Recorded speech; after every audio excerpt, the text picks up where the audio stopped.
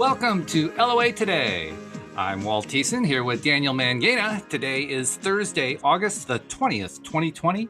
It's 4 p.m. New York time. Wherever you are in the world, thanks for joining us for another episode of LOA Today, your daily dose of happy. And a little shout out to our friend Alex King, who has not been able to join us for a few days now, but she's been through some interesting stuff. She was supposed to get some surgery, and I don't know if you heard about this, Daniel, but Rita last Friday gave her a little reading on a couple questions. And one of the things Rita told her was get a second opinion. She got the second opinion and found out that she had a punctured lung that she didn't know about. I mean, this was like a get out of town kind of thing. That's a get out of town, get out of the state, get out of the country and off the planet. Really? That's what that is. Mm-hmm. Yeah. But she's resting and she's recovering, and the whole thing got turned on its side, basically. She got that second opinion, and so love and joy going out to you, Alex, and boy, just keep on the healing path. Yeah, definitely. She's been posting some really beautiful pictures of her view and still keeping us updated with the best TV shows. So big love to you, Alex. I love it. I love it. That's Alex all over. She's like, I'm bored. It's like, I'm so happy that in your boredom, you're keeping us entertained. That is great. Do it for the team, girly. No kidding. Yeah. But I mean, it's just an amazing thing. First of all, it gave Rita some serious validation because, I mean, what did Rita know? All she knows is what she's getting. She passes some information along, and it turns out to be dead on, just absolutely perfect. And megally supportive. Yeah. Very supportive. Yeah. So, all right. Good stuff there. Well, last week we were talking about, was it last week? Yeah, I think last week we were talking about the money game. And we've had a few people, listeners, who said, yep, I'm going to play along with you. We actually, a couple weeks ago, some wins. The last 10 days or so, we had a couple of people who had some wins, a halfway win, a part of a $5 bill. That was pretty wild. Yeah. But I wanted to kind of go a little bit further, kind of like as if we were doing one of your groups and you were doing some coaching for people and so forth. And I don't have a whole lot to work with here. It's not like I've had input from listeners saying this is what's going on beyond what I've told you. So I'll tell you what's going on with me, and then we'll just kind of infer some other stuff that could be happening. And maybe some people are going to tune in live and let us know what's going on. Yeah, that would be great. Yeah, let us know what's going on with them trying out the money game. And so I'll just tell you point blank, my first set figure number that I picked was $10. I said, okay, I'll do $10. I did the thing, wrote it out on the piece of paper, wrote out my 5 things that I was feeling grateful for and really felt them and so forth, and then folded it up, and I was done with it. I was gone, and nothing's happened. When did that happen? When did you do it? That was, let's see, when was that? That was over the weekend, I think, on Sunday. Yeah. So like, 4 or 5 days ago. So not real far, not real long, but. So who says it has to have happened yet? I don't know. It's a starting point for a conversation is all I can. And the other thing as well to note is that you've had some pretty big wins. So it's possible that the universe is gearing up to give you a big old win. That would be cool. Which actually leads into a second topic I was going to bring in. Okay. And that may end up being the topic for the day. Okay. This also comes originally through Rita.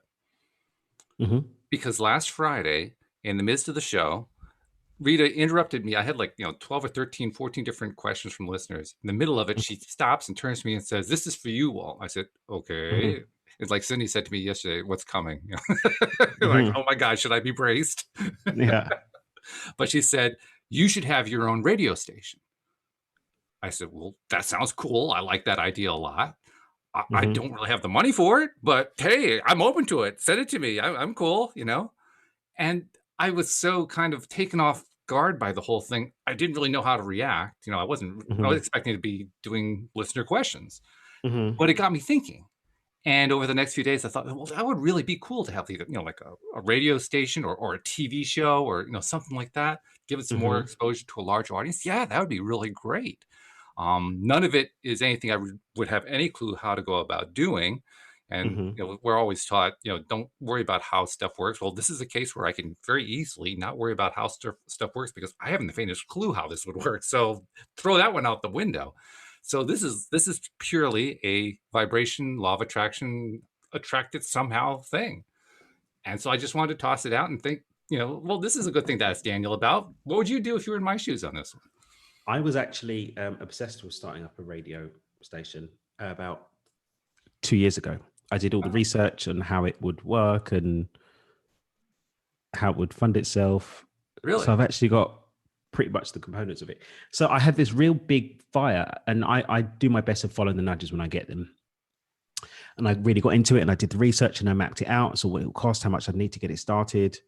And then I was like, yeah, okay. It felt like it had reached its completion. And generally speaking, as I'm a dynamo genius, that's my my wealth dynamic type. I'm great at coming up with the idea and getting it started. And generally what happens is the right person comes in to sort of carry on the project. And so I just shelf it and wait till then. So I can take a look and see in my files, but I've got everything down. There are basically services that allow you to do digital things, and you can have like music DJs on there, whatever, and blah, blah, blah. And it's really quite manageable to do. Okay. Interesting. I guess what I was thinking is I want to have I've long wanted to have a network / channel / station / whatever you want to call it, all devoted to the broader topic that I generally call law of attraction, but really it's just about connecting to source energy and all the topics that are around that.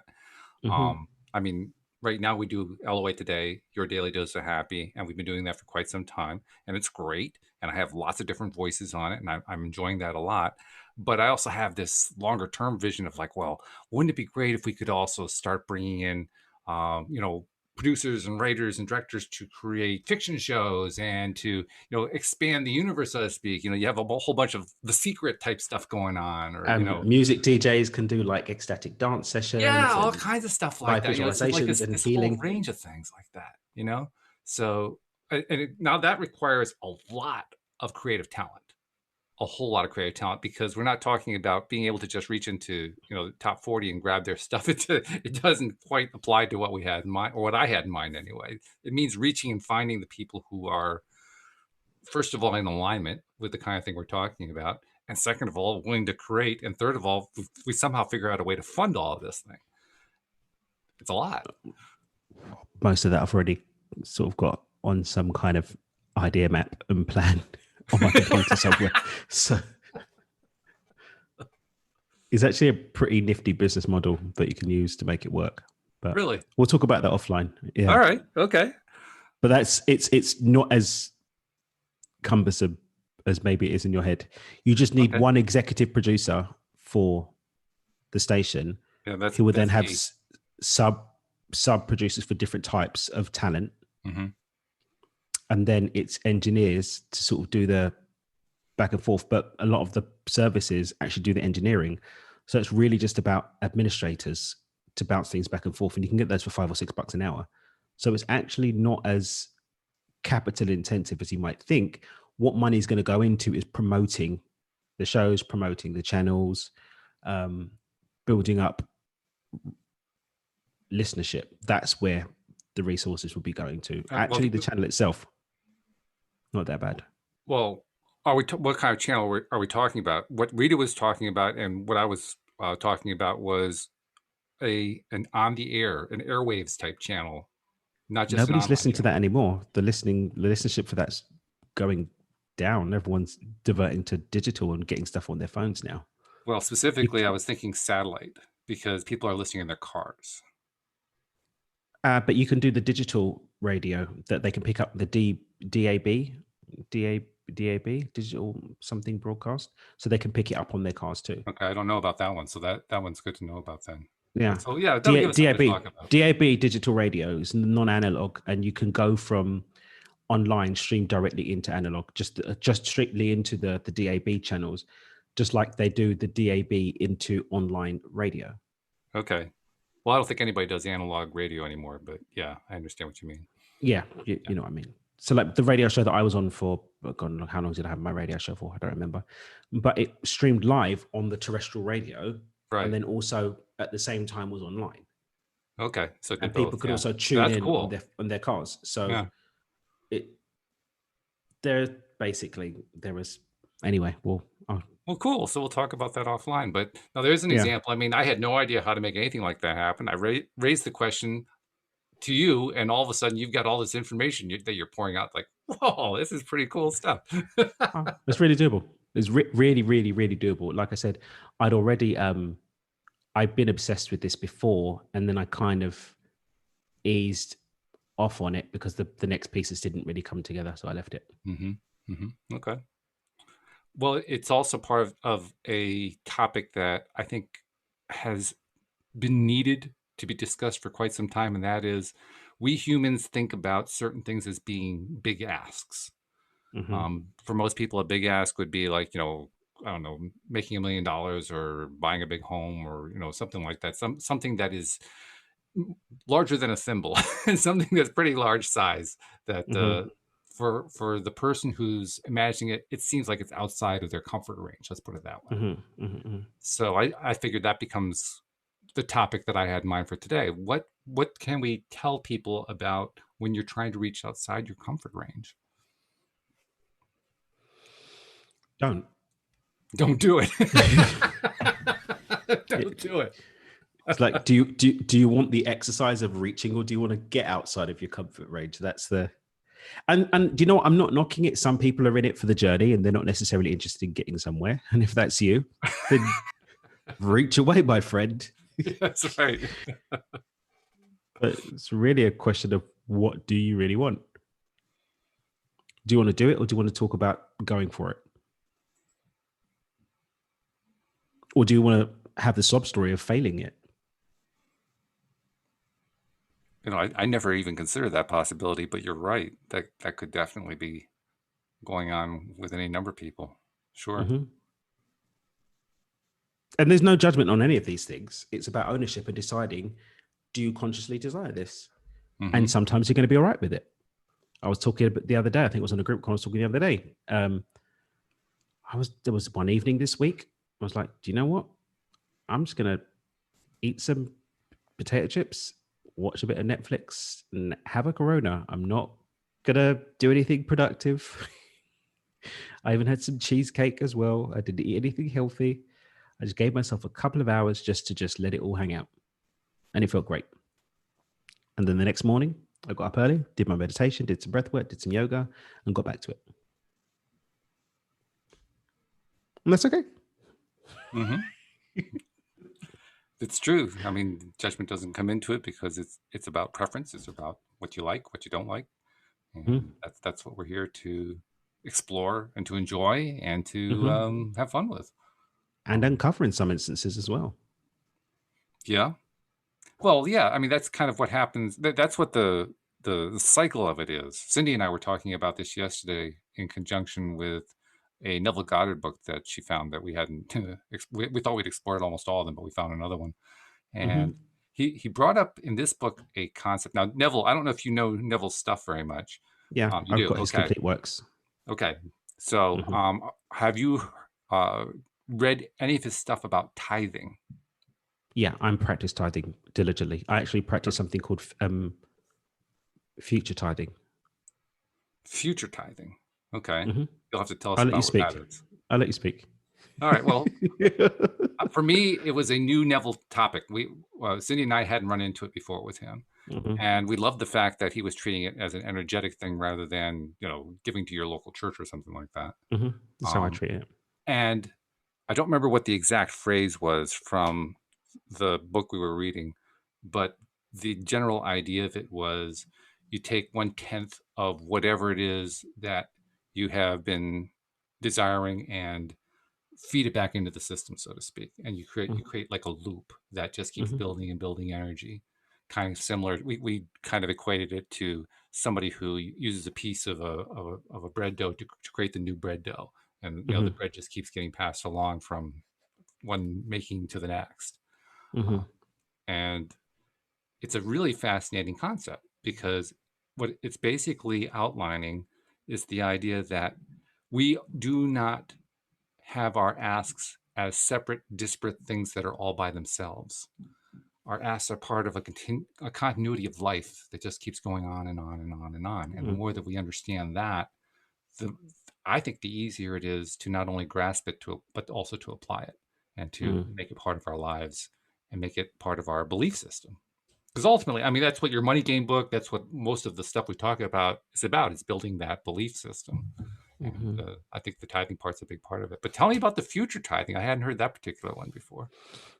So, I mean, I'm all about Nebby's idea on tithing. Tithing is something I've practiced diligently for years, and there's a couple of angles on it from an energetic perspective. Also, when you're giving away a portion of something you receive, you're saying with certainty that I know this isn't the end.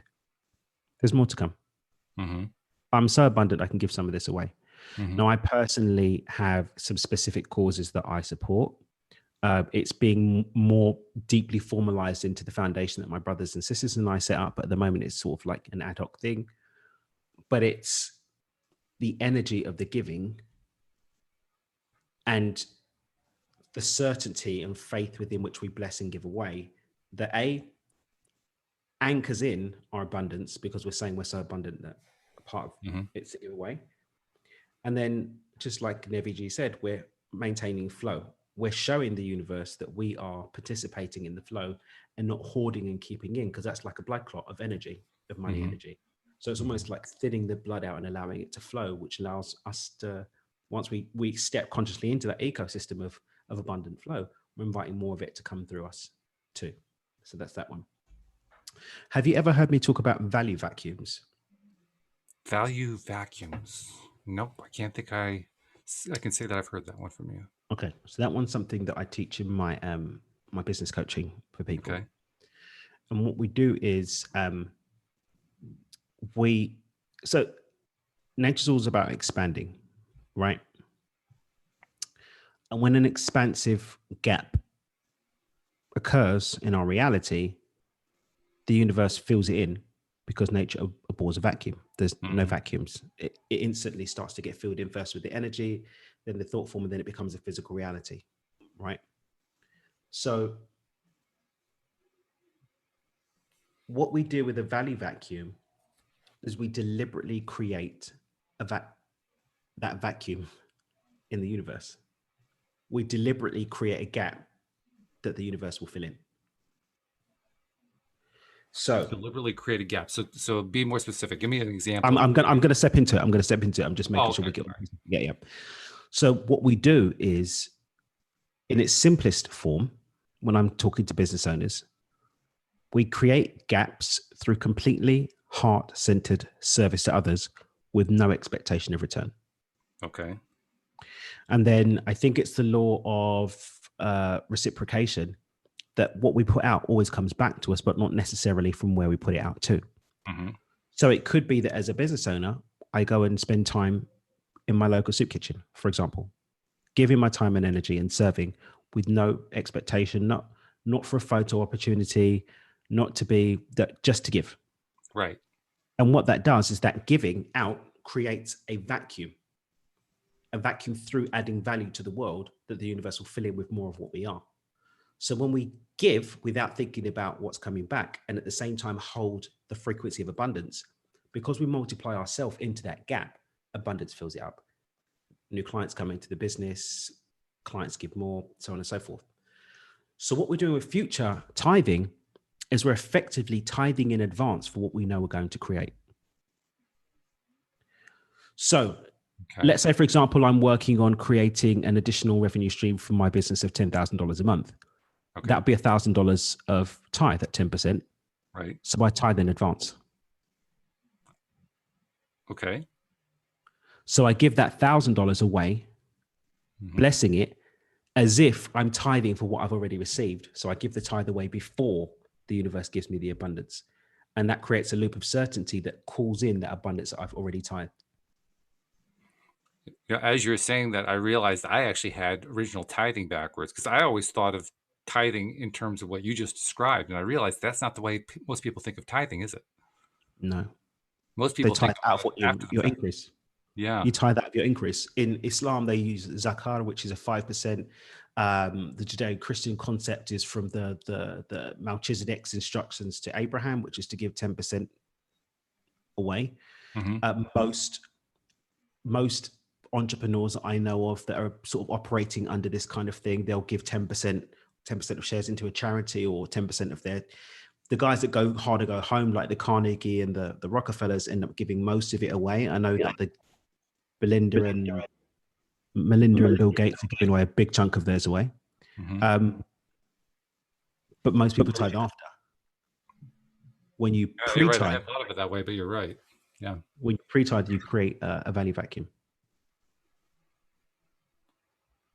What's the experiential difference, do you think?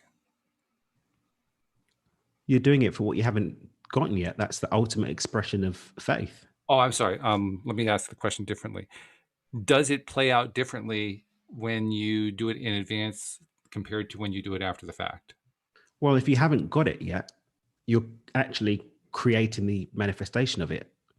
You're anchoring in the manifestation physically. So let's say we use a flow funnel model. You set the intention, you get into the vibration of it, you get the feeling of it, you mentally rehearse it, and then you basically accelerate the receivership of it by saying, look, universe, I know this is coming anyway, so I'm just going to pop the 10% down now. It's a physical exercise of faith. Yes, I understand that. I guess what I'm asking myself in my mind and trying to ask and failing miserably here on the show, I'm thinking in terms of what we talked about a moment ago, where you tithe in order to basically feed the next round. And so you have this constant flow going of you're feeding it and getting I back. would say that tithing in its pristine purity isn't doing it to get the next round. It's just doing it. Okay. So it's not with an intent. In terms of two, I was just thinking in terms of like a motor. I mean, once you get a motor started, it keeps itself going. It keeps going through the same steps over and over and over and over again. And after you've gotten that past that first impulse, that is the hardest part about starting the motor up. From that point on, it's pretty easy. The motor can keep itself going pretty easily. But the motor's already going. The motor of the universe is already going. We're stepping into the flow that already exists. Yeah. So we're not getting a motor going. The motor's already there. It's just waiting for us to step into the flow. Okay. So the difference here is the part about the motor getting started, but there's not really any difference in terms of what happens after the motor gets going. Okay. And that I can certainly see. That makes sense. And the other thing is, for me, tithing after the fact is an expression of gratitude and thanks, right? Thankfulness, like, oh, thank you. I'm adding back to the universe and the bounty. The universe is expressed through this child. It's expressed through this charity. It's expressed through this homeless person, through this need, or, whether it's through my time, through my money, or whatever. I'm physically saying, look, I'm making a stance within myself. I'm making a physical apparition of my thanks and gratitude. We're doing that in advance as a manifestation tool because it hasn't happened yet. We're saying, I know this already exists non-physically. I'm claiming it and laying my stake with it physically, and I'm demonstrating my level of certainty by tithing in advance and then forgetting about it. And what's making that make sense for me as a different way of looking at tithing, I guess. It doesn't seem different. I'm still stuck where I was before, where I'm saying, well, isn't that the way it always works? And then, oh, no, that's not the way most people think of tithing. So my whole mindset's backwards on this thing. I'm trying to adjust to that. But I guess what I'm trying to say is this is basically a way of just trying to get the whole thing going. It's a way of jump starting the routine. That's what I'm getting is. Yeah, when you're future pacing, you're jump starting the transition from non-physical to physical. Okay. It's interesting. I guess I hadn't really thought that there would be a difference in terms of jump starting, but I guess there is one. I'm kind of stuck on it, to be honest. Just because I don't know. For me, it's all continuity.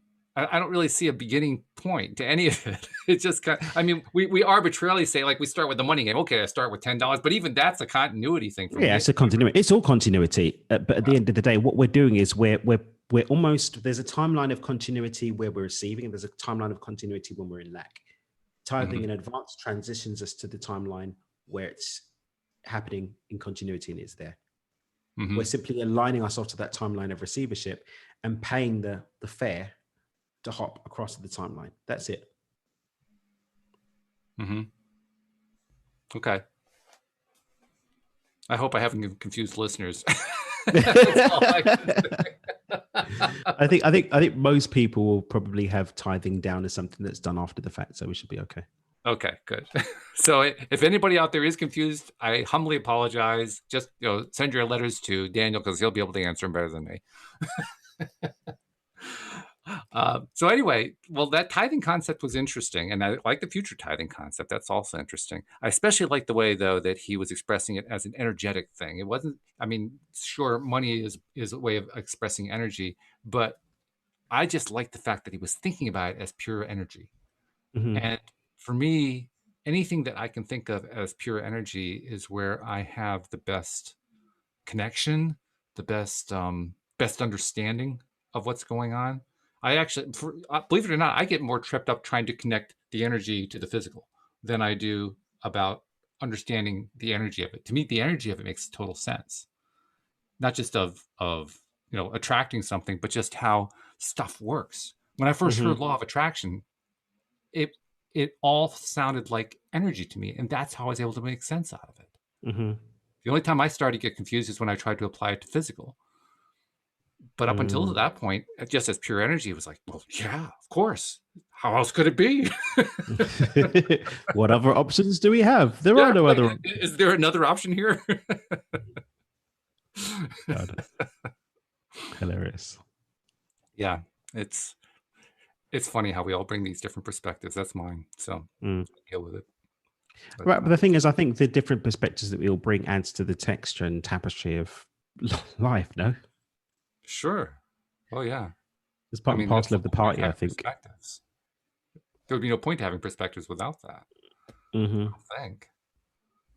I think it's all part of the party. Yeah. I think it's one of the reasons I enjoy doing a podcast, because of those perspectives. I'm constantly learning something new because I'm seeing things and thinking about things from someone else's perspective, and then contrasting it with my own perspective, comparing it, saying, okay, this is where it's similar, this is where it's a little different. It's like, oh yeah, I hadn't thought of it that way. That's fun. To me, that's life right there. I mean, I do it in the form of a podcast, but it doesn't matter whether you're doing it as a business, if you're doing it as a hobby, if you're doing whatever you're doing, maybe you're raising a family, maybe you're out, you're traveling, you're skiing down a slope. I mean, it doesn't matter what it is that you're talking about. If you're looking at it from various perspectives, it's so much more interesting, I think. In fact, I think that's where I think it's what makes contrast work. I mean, contrast is one of those concepts that I think I first heard about it from Abraham, but a lot of different teachers have taught it. And the first time you hear about contrast, what do you focus on most often? I think most people focus on, well, here's the negative contrast. The negative part of the contrast, that's what I'm going to focus on because that's what it's all about, because that's what I feel like I've dealt with all my life, and that's the hard part, and blah, blah, blah, blah, blah. Yeah. But for me, the contrast is the contrast in perspectives. Different viewpoints. I think what you've done is you've actually taken contrast out of having this limited view, and you just said contrast is just contrast. Yeah, that's a good way of saying it. Contrast is just contrast. The contrast could look this way, it could look that way, but contrast is just contrast. Yeah, it's duality and polarity made manifest in an experience, and it's an unavoidable aspect of a dual reality. So when people are having these contrasting points, it doesn't mean that everything has to go wrong. It doesn't mean that everything has to be painful, but it does mean that there will be a dual experience. I remember when I was, I studied economics is what I studied. And when you talk about, we study about dualism and, rich and poor, and everyone's like, yeah, we need to fix poverty and, down with the cabal. There has always been dualism. It's true. There has always been haves and have-nots, rich and poor, weak and strong. It's part and parcel of the dual nature of our reality. What it doesn't mean is that one has to be disempowered by their experiences being one on one side of that contrast, or that one has to be negatively emotionally impacted by it. And that's where the zooming out thing that I think the stream talks about, for me, that's where it really comes in. It's zooming out to see that although this contrast is happening, it doesn't have to affect my ability to continue to create. And I can accept and witness that experience as part of the journey of being human. Not I have to reestablish a balance and try and force it to change because I'm not okay Right. with the contrast. Right. Yeah. Well, that's my thing anyway. No, I agree with you. I think you got it. And the fact is that we do get wrapped up in contrast. We do get, and by wrapped up, I mean like tripped up on it. We trip up often on contrast. I don't know. Maybe it's just, I think you nailed it. I don't think about it the way most people do. I think about it just as contrast. It is what it is. And I think I do that just because it's just easier to think about it that way. I actually get confused by people who want to treat contrast as just the one end of it. I do entire episodes on it, and I'll try to play their point, but I still get confused by it. It's one of the reasons I come up with all these wild questions when I'm asking or interviewing somebody, because I'm constantly playing with, okay, well, I've heard this person say that. I'll bring that in and see what kind of answer I get out of that. But to me, contrast is simple. It's the simplest thing in existence. And I think that so many teachers and spiritual leaders and so forth have actually made the whole thing more difficult with lessons like, well, you can't have light without darkness. You can't have, they'll do the extreme stuff, right? You got to have, you can't have night without day. You can't have, they'll just fill in the blank with all these opposites. And I think to myself, why are you doing that? I mean, well, yeah, sure. But what does that actually tell you about contrast? It simply tells you, well, there's one end and there's another end. Yeah. What else? Well, I don't know. That's about all it tells me. It's so limiting. Definitely. It's so limiting. It's just, well, it's black and white. Okay. So where does gray come from? That's what I feel like saying. Like, where's the gray in your thought process? There doesn't seem to be any. You know what? I think what we're really, really, really being blessed with the opportunity to do, personally, is to write our own stories about what these things are. About what? Write our own stories about what these things are and what they mean to us. What they are, yeah.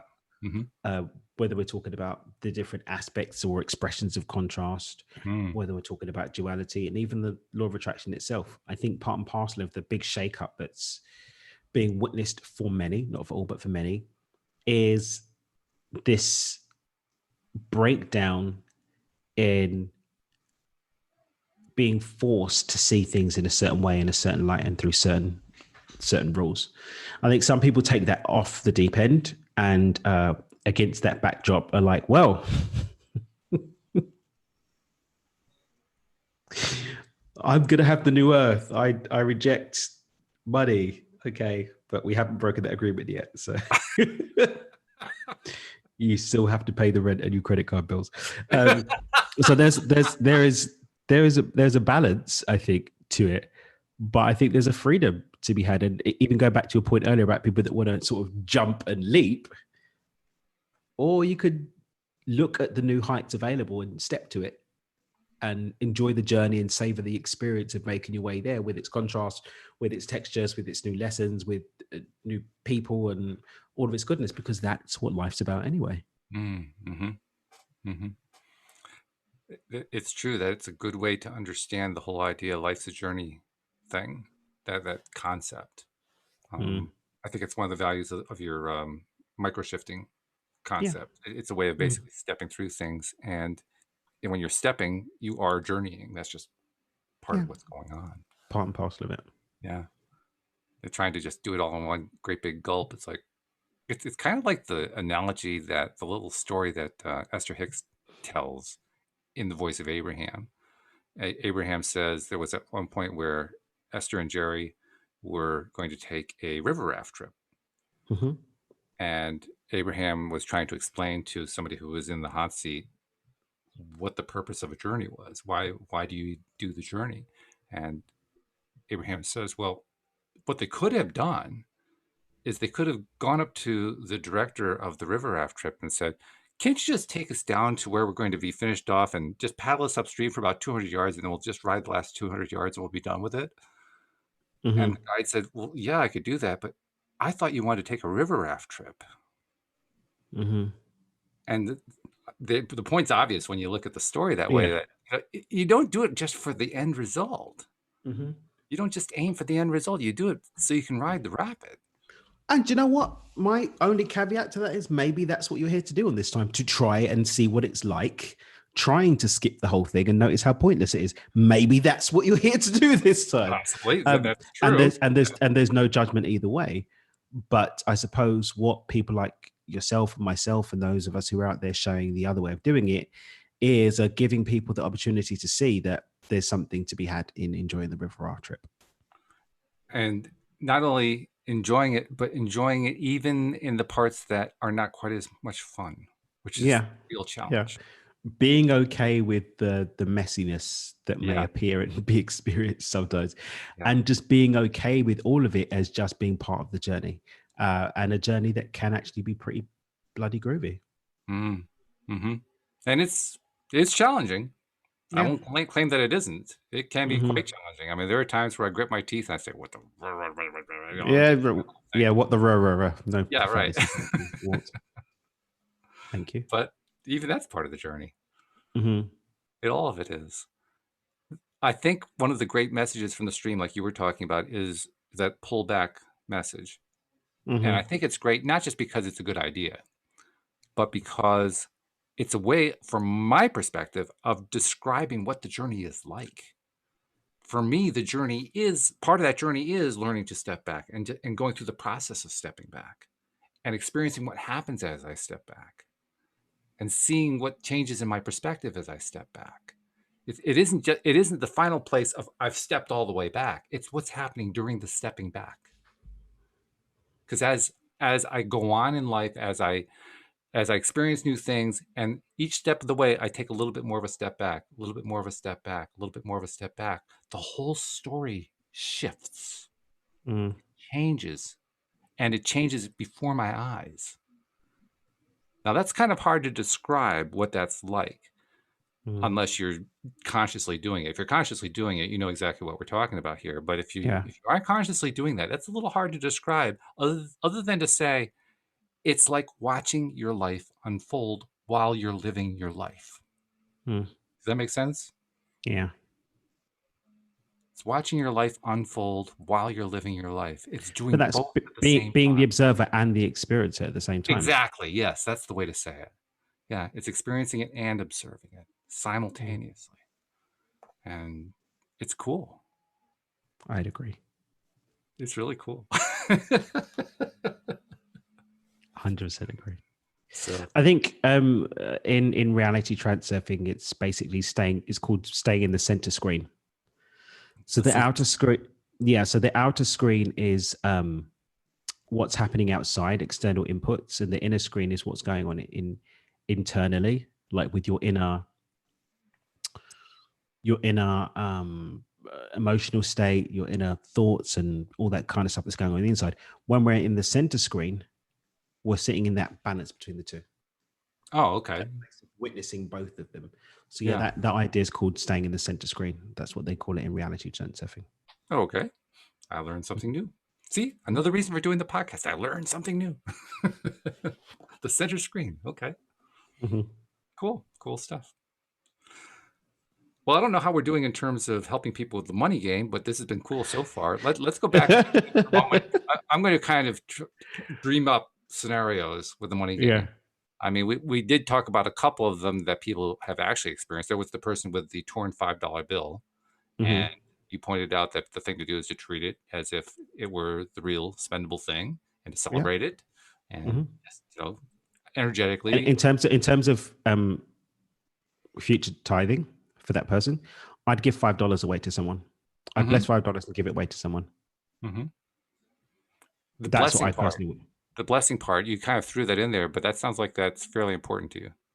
Yeah, it's just basically the energy within which you're giving it away. Not oh my God, I'm giving this away. I better get something back. Oh my God, I haven't Mhm. even got the money yet. But the space that you're in as you give it to someone else should be giving in love. Yep. And when it's to add to their life, maybe giving it to a homeless person or even getting them a meal. I personally tend not to give cash to homeless people. I'm more like, hey, are you hungry? Let's go and get something to eat. I got into a lot of trouble with an ex for doing that once. So, but but yeah, that's do something like that. That'd be great to keep the energy moving, Can't kickstart remember. the engine. I can't remember who it was. There was somebody, I think it was here in Connecticut, and I don't remember who it was. They made an arrangement with one of the local chain restaurants.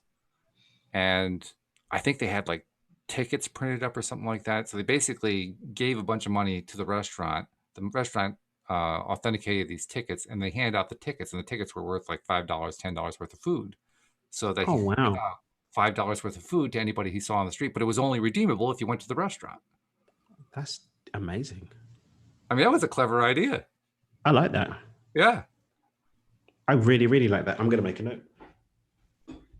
Because that way they can't go off and spend it on drugs or something else. They have to Yeah. actually get food with it.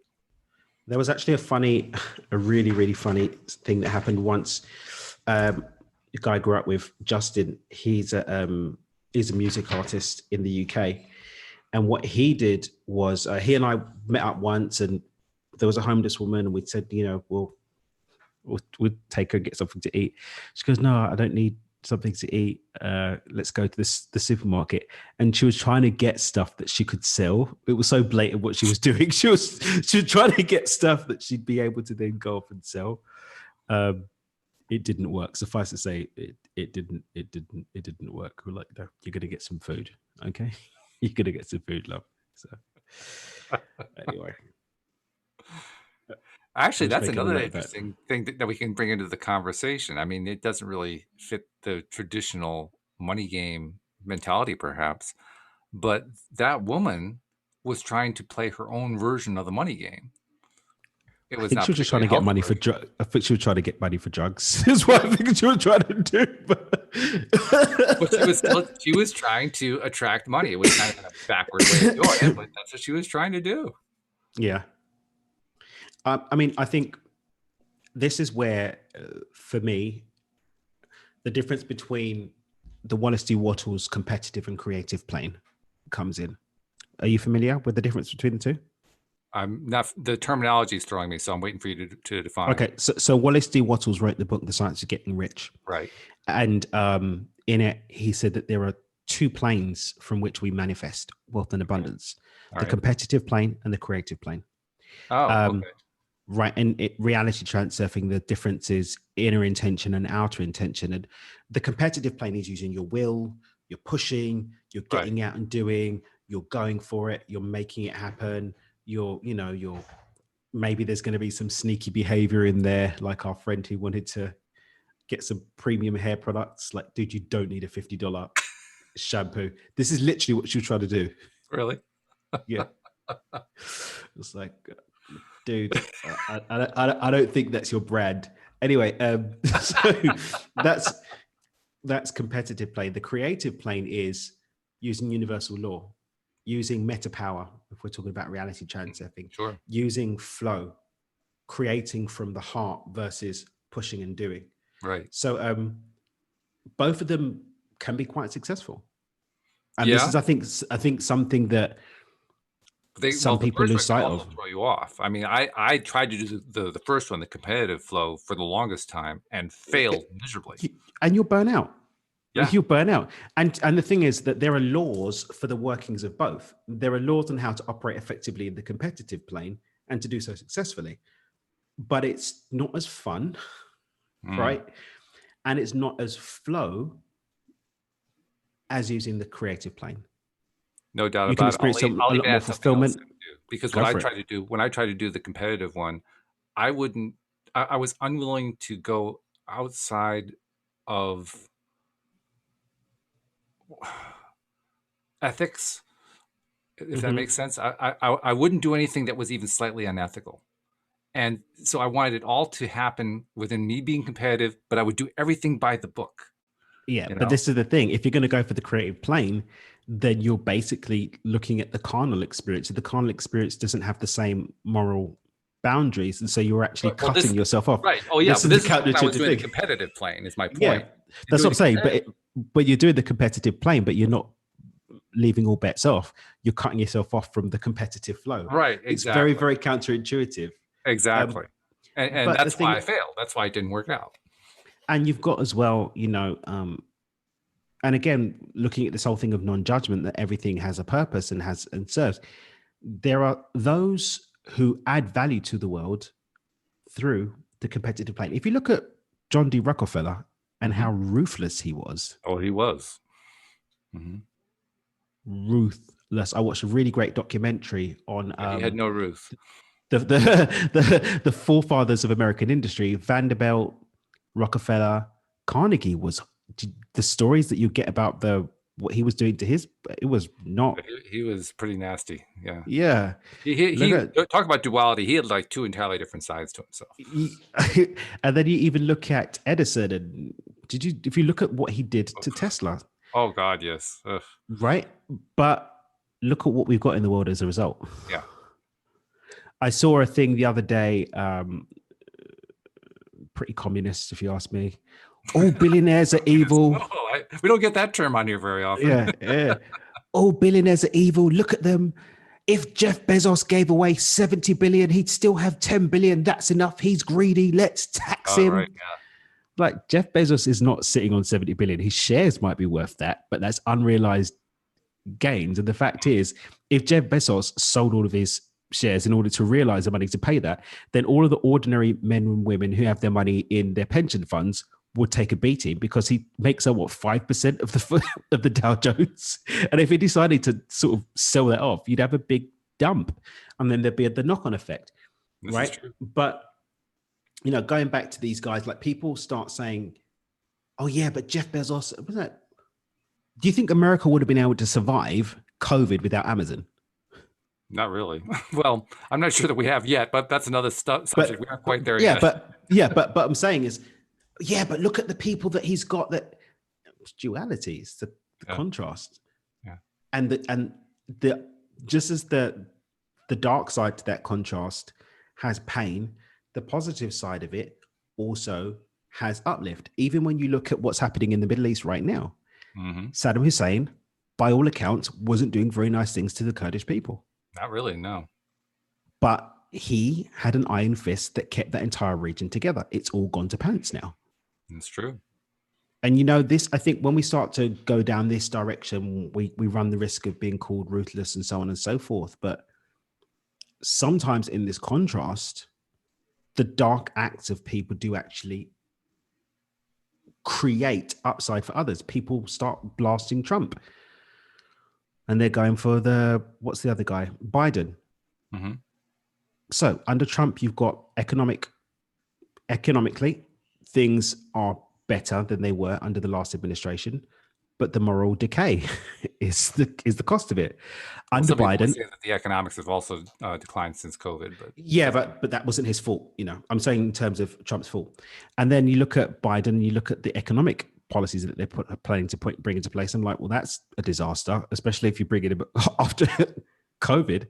But then morally, in terms of what they're, and I'm not speaking on the politics of it, but the moral claims that are made differ greatly from the other side. But both of them have got contrast. There's lots of contrast. Yeah. Both of them have got contrast. And both sides will make arguments that are supportive of their view of how to apply contrast. Or both of them have their views on things that support the people that are going to vote for them. That's true. Absolutely. It's like Donald Trump knows that most of his voters don't really give a damn about certain things, and so he's not going to speak on it. It's as simple as that. Or he's going to speak on it from a voice that speaks to his base. It's simple maths on it, right? It's not not rocket science. These people are going to vote for me. These people are never going to vote for me. If they're even going to vote, I don't really care about them because they don't add to me in any way. Which so I'm going to focus my attention over here. made abundantly clear that he doesn't care about them. It's about contrast. We have major contrast going on there. Even when you look at George Bush, when there was the whole thing about the New Orleans, everything that went down in New Orleans, and Kanye West said, George Bush doesn't like black people. They weren't going to vote for him, so there was no upside for him turning his back on his base in order to support people.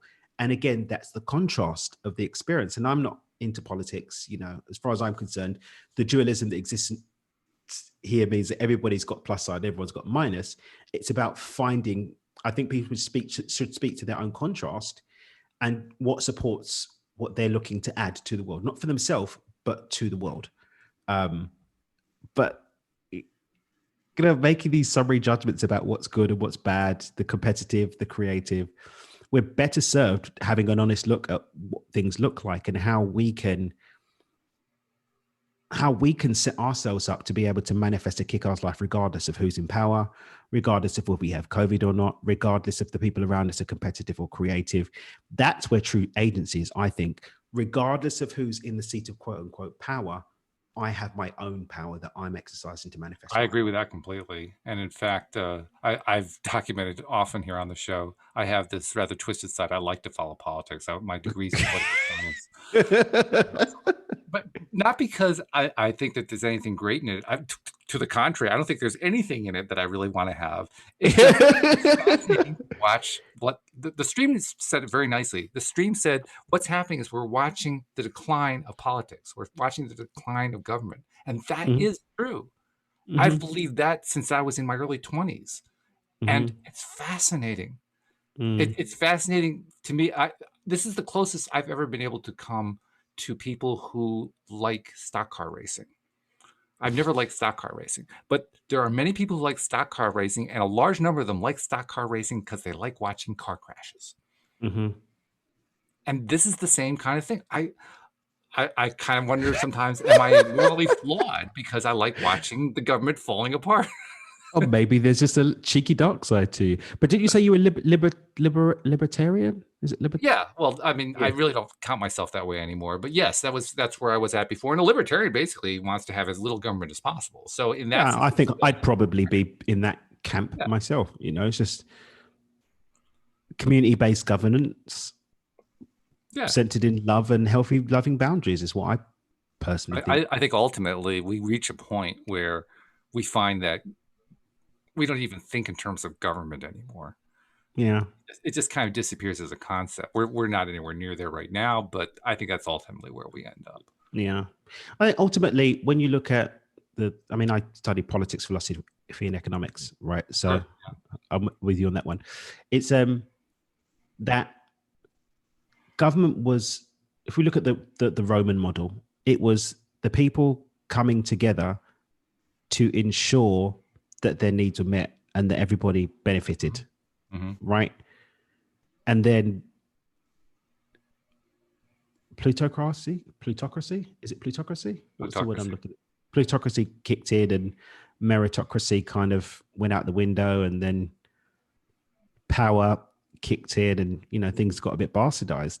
But essentially that's what government was. It was people coming together to form organized efforts to enhance the lives of the people that were under that government. Yeah. And over time, it's kind of worked out a bit differently. And if you're down some rabbit holes, the Anunnaki, the reptilians, and the cabal infiltrated government.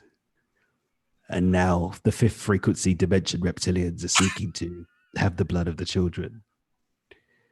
Which could be true. I don't know. But for me, it could be right. I'm not mocking it. It could exactly be what it is. That could be what it is. It sounds like it comes right out of a science fiction novel. That's why I'm laughing. I mean, it's perfect.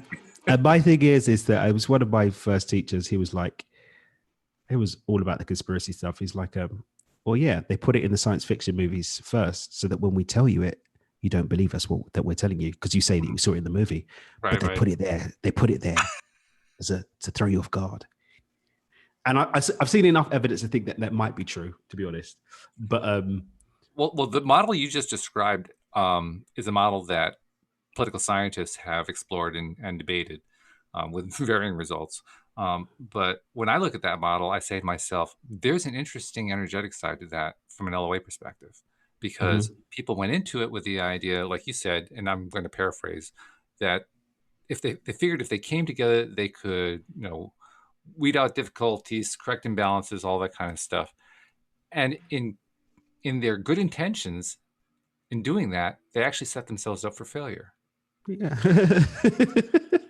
Set themselves up for failure because they bought into an assumption that wasn't true, and that is the only way they were going to get there is if they came together to do it. Mm. They So they forgot, created or perhaps they the false didn't know. paradigm. Yeah, they created a paradigm of lack. Mm-hmm. Yeah, I'm with you. And then that ends up being taken over by the reptilians. The reptilians, right? I'm serious about that one, by the way. Or am I? Who Reptilians. knows? I love it. I'll But save seriously, I'll save my alien talk for a different show.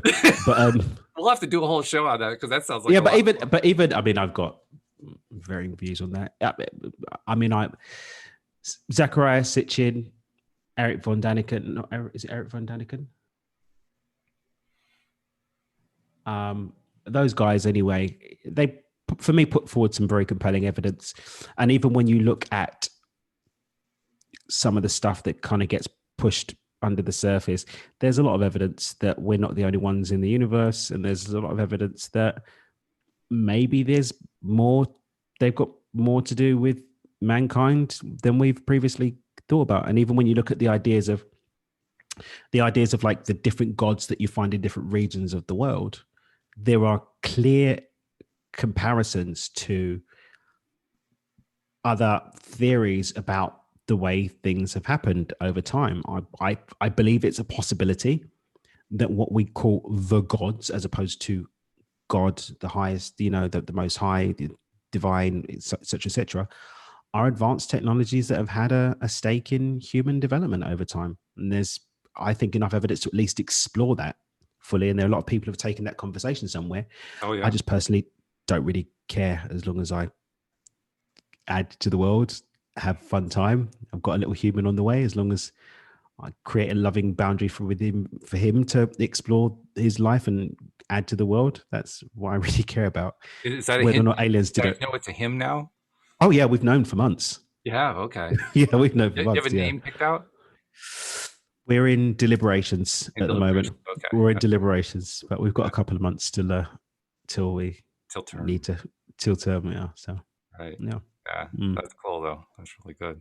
And yeah, ultimately I think that's the bottom line. I mean, people get all worked up. We've been kind of touching on, dabbling on politics in kind of an irreverent way, which is probably a good thing. As only we do it, Walt. As only we do only it. we do it. That way we don't step on too many toes, too many different ways. It's great when you don't care what toes you step on, as long as you do it in love. It was done in love. Ta-da! It was done in love, right? Yeah. But the one thing that I always take away from this, and I take away this thought every time I think about the politics of a situation, is that no matter what people do, no matter how worked up they get, no matter how frustrated and angry they get, no matter how violent they get, no matter what they do, no matter how they think about it, no matter how they end up going about it, they always come back to the same thing over and over and over again. And they're constantly faced with that same thing over and over and over again. And that is, I created this. And then most often, most people refuse to learn the lesson. And so they go through the next round and they do it again and again and again and again. But what's cool to me, and this is why I'm bringing this up, and why I mentioned before, I like watching the whole thing kind of falling apart. During the falling apart phase, that's when you see certain individuals get it. And they kind of drop out of the game, so to speak. And they show up in other areas of life having dropped out of the game. And that, to me, is fun. Because that's seeing and observing somebody who is essentially turning their life around the way they want it to be. They're moving away from the thing they don't like and they're moving it toward the thing they do like, and they're getting a different experience about it. And that's cool. I like that. I like that a Mm. lot. I like watching it. I like hearing the stories associated with it. I mean, you don't really find those stories too often if you go through the news media. You have to go through like alternative channels, so to speak. Mm-hmm. But you can find them, and they're great. Mm. They're just great. Just little rivulets, little bubbles that pop up of these bits of change going on in people's thinking and thinkles processes. Thinkles. Tinkles. In people's thinking processes. That's what I was combining two words together. It's great Mm. to watch, and it's great to be a part of. It's great to just see it all playing out. So people may sometimes be confused about my politics because I first of all tend to stay away from it, and when I do bring it up, I tend to say things that try not to step on too many toes because I don't try to come from one viewpoint or another. I just like watching the whole thing. Mm-hmm. Hopefully this helps explain to people why I do that, because there are great things that happen if you Mm. just know where to look for them. That's my view. Mm. Any last And thoughts I think before we sign off for the day? just don't get caught up in the aliens, guys, and don't Kick don't off with don't the take don't take big leaps when you can take small steps and enjoy the river ride. That's Which brings us right back to the first question. That $10 hasn't shown up. So what? yeah. It'll So get there. maybe there's something more, and it's actually that detachment from it needing to show up. Yeah. Um, I mean, literally, I had to reattach just to remember that it hadn't shown up in order to tell you about something that started. Because I didn't care. It didn't matter to me. And that's when the fun just happens. Maybe this adventure is the wonderful life of Walt Thiessen and all the stuff that happens. Sometimes it doesn't happen other times. Who knows? Just have fun with it, regardless of what shows up. All I know is I work as continuously as I can to get myself into the better feeling place. And every time I do that, I get better. I feel better. I enjoy more. I have better lives. And that's a positive loop that's going to come back with more of that stuff to feel good about and more of that stuff to enjoy in that better life. But it is just enjoying the ride and taking it one day at a time, I think, anyway. And that's my view. Maybe you don't agree, and that's okay. I don't really care. It doesn't affect my life at all whether you agree or not. Either way, my life's still going to be amazing. So, focus on your amazing life, and you should be a lot better set. You heard it here first. Yeah, and you'll hear it again, I'm sure. I'm sure you will. Well, once again, Daniel, thank you so much for all the wisdom. This is good. We haven't really gone, deep philosophical, but that was good. I enjoyed that. Yeah, that was fun.